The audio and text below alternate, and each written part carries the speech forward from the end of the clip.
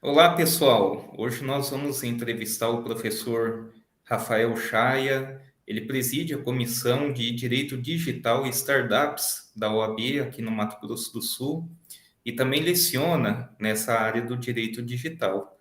De imediato, professor, a gente gostaria de agradecer muito por essa entrevista. Nós vamos deixar disponível tanto no meu canal como também na sala de aula virtual no Google Classroom para a turma de direito e tecnologia aqui da UFMS. E a gente agradece muito a sua prontidão em nos atender e poder aí retirar algumas dúvidas ah, de cunho geral, né, bem como também explicar um pouquinho mais sobre o funcionamento da sua comissão. Muito obrigado por nos conceder essa entrevista. Eu que agradeço, professor. Estamos à disposição. Então, inicialmente, professor Chaya, gostaria que o senhor nos explicasse um pouco mais, né, como que funciona, né, a composição, a função, a ligação que tem com a sociedade, né, como que a comissão que o senhor preside na OAB, ela está esquematizada, bem como a função social dela. Bem, a comissão hoje ela é composta por uma diretoria, que sou eu, o presidente, nós temos o vice-presidente, que é o doutor Adriano Bernardi, secretário-geral, doutor Luiz Bino, e nós temos o nosso secretário adjunto, que é o doutor Vinícius. Temos ainda uma coordenadora de pesquisa e eventos, que é a doutora Luísa Fatim, e o objetivo da comissão, fundamentalmente, é, em primeiro lugar, promover um pouco essa cultura do direito digital, já que nós sabemos que hoje uma das formas mais eficientes de se combater fraudes, golpes, entre outras situações, é por uma cultura de segurança digital, então a gente quer fomentar essa cultura, mas ao mesmo tempo a gente também quer participar das discussões relacionadas à própria construção desse direito digital dentro do nosso estado e do país. Então, por exemplo, a comissão agora ela tem se ocupado muito na produção de conteúdos para a população. A gente tem preparado com parcerias com outras comissões uma cartilha de segurança digital. Estamos promovendo eventos mensalmente sobre temas de interesse geral. Estamos buscando fazer o acompanhamento da implementação da rede 5G em Campo Grande. Então, quaisquer situações relacionadas à tecnologia que tenham potencial para alguma forma transformar as relações humanas e as relações do direito, como nós conhecemos, a gente tem participado, seja promovendo conhecimento ou participando dos debates para uma melhor construção. Perfeito. E eu acredito que com a pandemia, né, a quantidade de trabalhos deve ter aumentado, né, por parte da comissão. A Como que o senhor pandemia, pode Fica à falar, por favor. vontade. Como que o senhor avalia o impacto da pandemia no uso dos meios eletrônicos, tecnológicos, na expansão do direito digital? A pandemia revolucionou, porque a pandemia ela acabou promovendo uma aceleração de um processo que já vinha em andamento. Só que era um processo que era esperado para 5, 6, 7 anos, e de repente a gente viu isso ser acelerado em um período de 1 ano e meio. Em 1 ano e meio houve um desenvolvimento do comércio eletrônico, do teletrabalho, da telemedicina. A gente viu um aumento exponencial de fraudes eletrônicas sendo praticadas, o que motivou, inclusive, edição de novas leis, a exemplo da 14.155, que criou uma nova forma qualificada de furto por meio digital, e o estelionato por meio digital, do 171, parágrafo 2º-A. Então, muita coisa aconteceu nesse período de 1 ano e meio em razão da pandemia, porque as pessoas ficaram mais tempo em casa. Então, a própria indústria ela acabou se reinventando. O streaming cresceu muito, porque as pessoas ficavam em casa. Muitas startups chegaram ao status de unicórnio, ou seja, um valor de 1 bilhão no mercado, porque o serviço e o acúmulo de valor no mercado aumentou muito, entre elas as fintechs, os bancos digitais e as empresas de entrega, já que isso era algo que era muito necessário.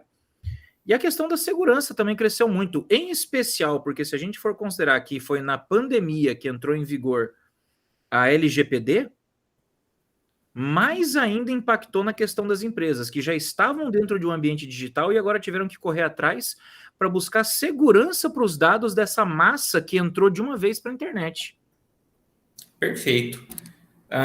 Nós estamos falando principalmente aqui para o público que se trata de acadêmicos de direito, né? Alguns são formandos, outros estão aí caminhando aí no sétimo, oitavo semestre, né? E talvez alguns deles se interessem em atuar no ramo do direito digital, né? quais áreas ou aspectos do ramo do direito digital são interessantes para quem está se formando, para quem está tirando a carteira da OAB, poder atuar ou explorar? Uma das coisas mais interessantes com relação ao direito digital é que ele se classifica como uma disciplina de natureza anômala. O que isso quer dizer? Quer dizer que ele tem caracteres tanto de direito público quanto de direito privado. Então isso abre um leque de oportunidades muito grande, porque tudo que nós já conhecemos no direito tradicional converge para o digital. Então você é um sujeito que, por exemplo, gosta de mexer com contratos, você pode mexer com contratos eletrônicos, você pode mexer com termos de uso, ou com política de uso, ou política de privacidade de empresas que entram online. Você pode começar a trabalhar a programação de smart contracts dentro da blockchain. Você é um advogado consumerista? Você pode trabalhar com a parte de consultoria no e-commerce, com base no decreto 7962. Você pode dar assessoramento para consumidores que receberam aí produtos que não estão de acordo com a propaganda online. Você é criminalista? Você gosta do penal? Crimes informáticos estão crescendo abruptamente nos últimos tempos.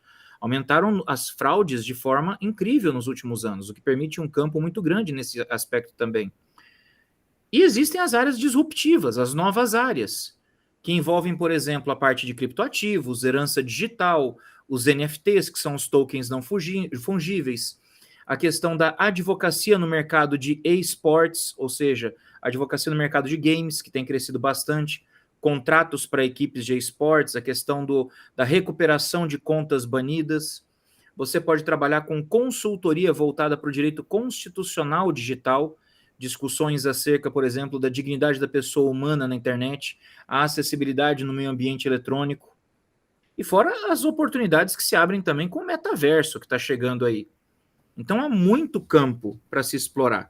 Agora, é preciso capacitação de qualidade, porque aquele direito tradicional que a gente conhece, ele é ressignificado no ambiente digital. E aí você precisa conhecer as plataformas e as ferramentas para você trazer novas soluções para novos problemas, já que soluções antigas para novos problemas vão ser completamente ineficazes. Perfeito. O senhor acabou de mencionar a questão do metaverso, né? Qual que tem sido o impacto do metaverso no direito, né? Já temos presenciado já o metaverso se inserindo na área jurídica? É interessante essa pergunta. Essa semana ocorreu o primeiro evento jurídico no metaverso, na vara do Tribunal Regional do Trabalho da comarca de Colíder, no Mato Grosso. E foi uma palestra realizada pela juíza titular dessa vara. E eu tive a oportunidade de participar desse evento. Eu recebi o convite, a gente foi, participou. É extremamente interessante, porque a proposta realmente é uma democratização de acesso.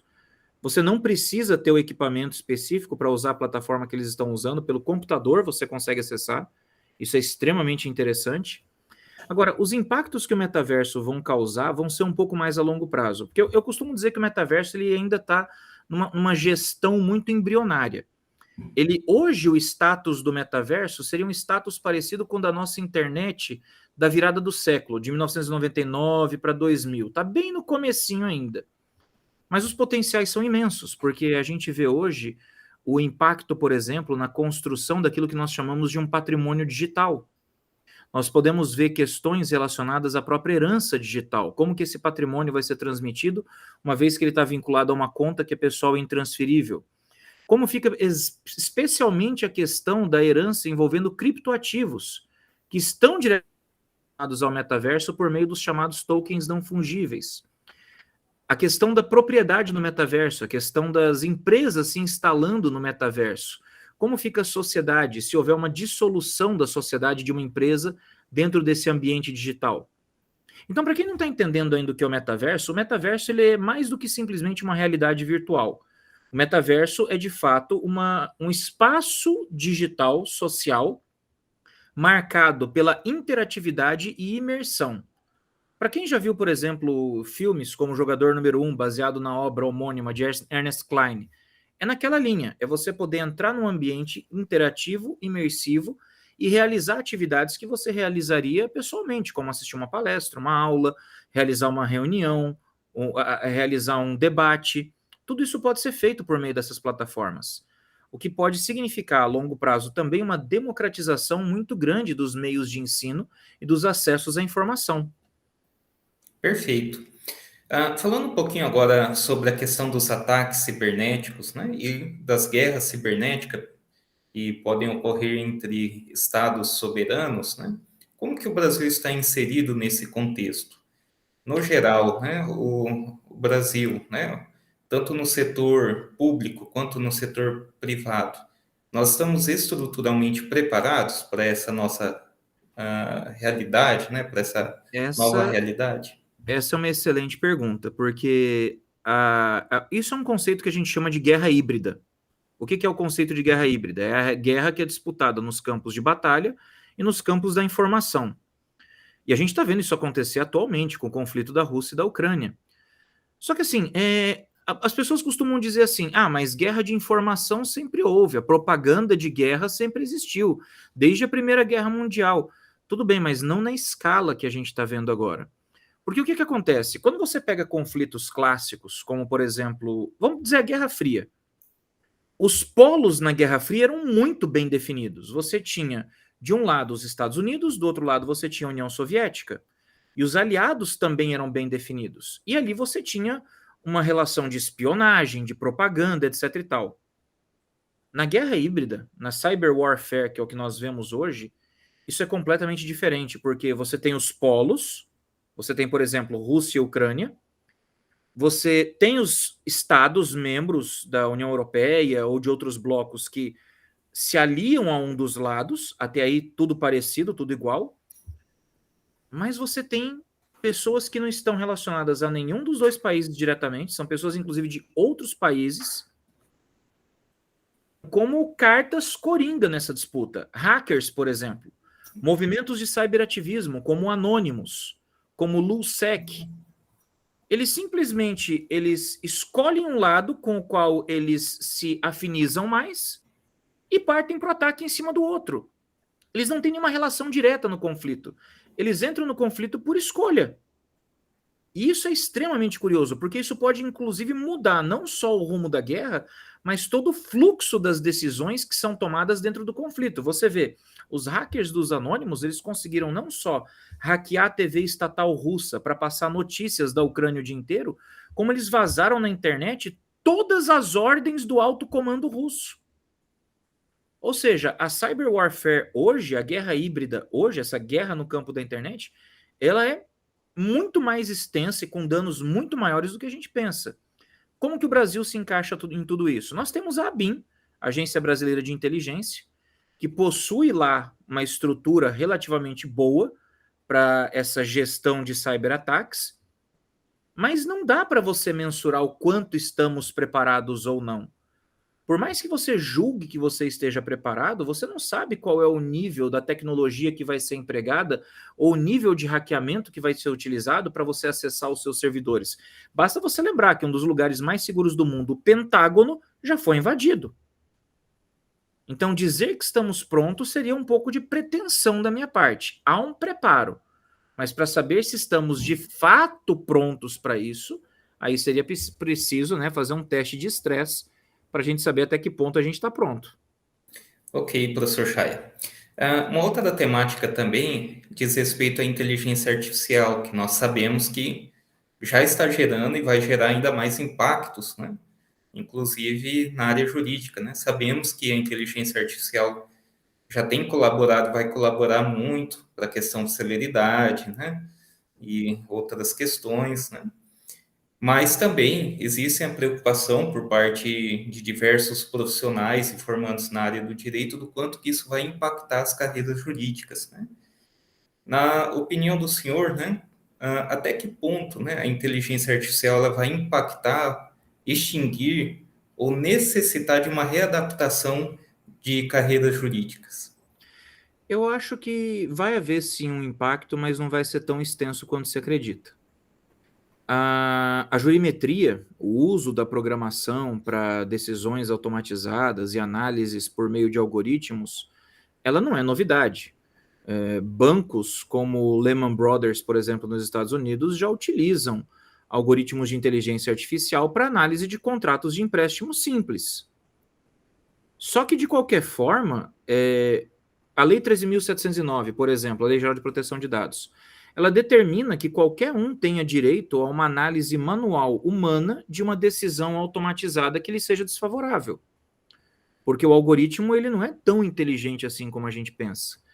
Eu creio que a inteligência artificial pode impactar sim, mas vai impactar em questões mais simples, sabe? Tipo, requerimento simples, talvez em MESC, né, que são os meios eletrônicos de solução de conflitos, situações de menor potencial ofensivo. A inteligência artificial está pronta para substituir uma argumentação humana? Eu não acredito. Ela está pronta para substituir a persuasão racional do juiz? Também não acredito. Eu acho que as ferramentas de jurimetria ou ferramentas de Big Data, elas podem ser usadas para auxiliar uma decisão ou auxiliar um julgamento. Por exemplo, existia uma proposta do Ministério Público junto ao Tribunal de Contas dos Estados para o uso da tecnologia do Big Data para fazer a análise de propostas e contratos de licitação para tentar identificar pontos que fugissem do padrão e levantassem a suspeita de fraude. Ou seja, automatizar uma pesquisa inicial, uma análise inicial, fazendo com que a gente ganhe tempo. Mas a análise final ainda vai caber ao ser humano. Há possibilidade, só para abrir um parênteses aqui, de outras tecnologias que não a inteligência artificial impactar muito mais o direito, tá? Por exemplo, existem hoje advogados que são especialistas em elaboração de contratos. Mas se você for considerar, por exemplo, a tecnologia da blockchain e os smart contracts, os contratos podem estar com os dias contados. Eu já não vou mais precisar de um profissional para elaborar o contrato. Eu vou precisar de um profissional para dar a consultoria na hora de fazer a programação do contrato. Vou exigir uma readequação. Ou, por exemplo, a gente pega aí advogados especialistas em direitos autorais. Os NFTs dispensam esse tipo de intermediário. Os tokens não fungíveis, eles já não dependem mais de um advogado para questionar os direitos autorais sobre algo, já que vai estar registrado na blockchain também. A blockchain ela pode servir também para autenticação de documentos, o que pode tirar aí uma fatia enorme do mercado de cartórios. Então, hoje, há muitas tecnologias que a gente classifica como disruptivas que vão obrigar o direito a se reinventar. Agora, que vai afetar em larga escala o mercado, eu não acredito. Eu acho que para algumas coisas mais simples, sim, de fato, pode haver um impacto. Mas não para substituir em larga escala questões mais complexas, como a elaboração de um argumento por um advogado, ou a exposição oral de uma alegação final, ou em um júri, ou a sentença de um juiz. Isso eu realmente acho que a inteligência artificial ainda não está num ponto que permita que substitua um ser humano. Ok.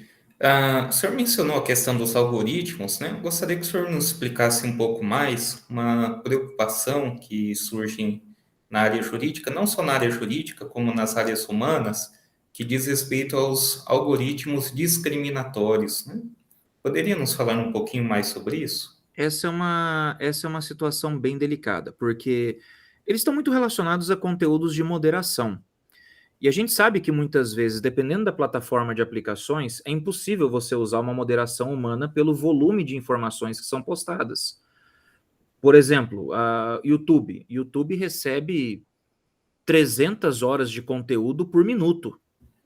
É impossível você moderar isso humanamente. Aí você usa algoritmos. Os algoritmos de inteligência artificial vão procurar por situações que se enquadrem nas regras da plataforma e que, caso violem alguma regra, alguma disposição, levam aí à exclusão do conteúdo, etc e tal. Na teoria funciona super bem. O problema, muitas vezes, é quando o algoritmo ele é enviesado na programação. Porque o algoritmo ele precisa ser programado de alguma forma. Então, algoritmos eles podem ser, de repente, programados para moderar determinados conteúdos e outros não, criando um tratamento desigual dentro de uma plataforma. Ou ainda, o algoritmo ele não está suficientemente desenvolvido, quando aplicado, por exemplo, numa tecnologia de visão computacional, para garantir um reconhecimento facial devido. O reconhecimento facial em países do Ocidente funciona com uma taxa de erro de 4%. Tem gente que acha que 4% é pouco. Para mim, é muito ainda. A taxa de acerto de um algoritmo de visão computacional deveria estar na casa decimal de erro. Devia ser tipo 99,98 ou 99,97. Mas não 4%. 4% ainda é muito. Agora, em países em que você tem uma homogeneidade, vamos colocar assim, na fisionomia das pessoas, isso são dados reais, como ocorre na China, por exemplo. A taxa de erro sobe para 23%. Ou seja, torna-se praticamente inviável o uso. Então, a discriminação algorítmica, ela não é só no enviesamento da programação de quem coloca o algoritmo, mas muitas vezes também é da má programação da própria inteligência artificial. O sujeito vai lá e usa um algoritmo de identificação facial com 8 pontos faciais. Um algoritmo com 8 pontos faciais, ele vai ter uma taxa de erro muito alta. Para você evitar que ele confunda o seu rosto com o rosto de outra pessoa, você tem que trabalhar com mais pontos de identificação. 16, 32, 64, quanto mais pontos de identificação, melhor. Porque senão isso pode criar uma discriminação, isso pode criar um julgamento equivocado por parte da máquina. Perfeito, professor.